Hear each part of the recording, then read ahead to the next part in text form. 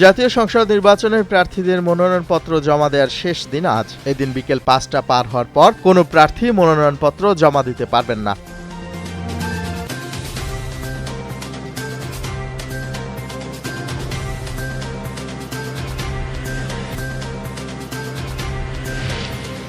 কোনো অপরাধী যেন সীমান্ত দিয়ে পালাতে না পারে, বিজিবিকে সে বিষয়ে কঠোর সতর্কতা অবলম্বনের আহ্বান জানিয়েছেন স্বরাষ্ট্র উপদেষ্টা অবসরপ্রাপ্ত লেফটেন্যান্ট জেনারেল মোহাম্মদ জাহাঙ্গীর আলম চৌধুরী।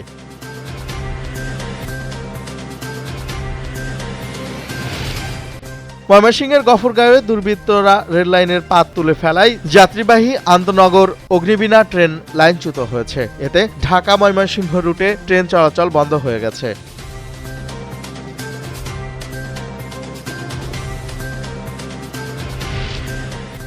আবু সাঈদ হত্যা মামলায় ৩০ আসামির বিরুদ্ধে তৃতীয় দিনের মতো সাক্ষ্য দেবেন তদন্ত কর্মকর্তা রুহুল আমিন। আন্তর্জাতিক অপরাধ ট্রাইব্যুনাল ২-এ সাক্ষ্য গ্রহণ হবে।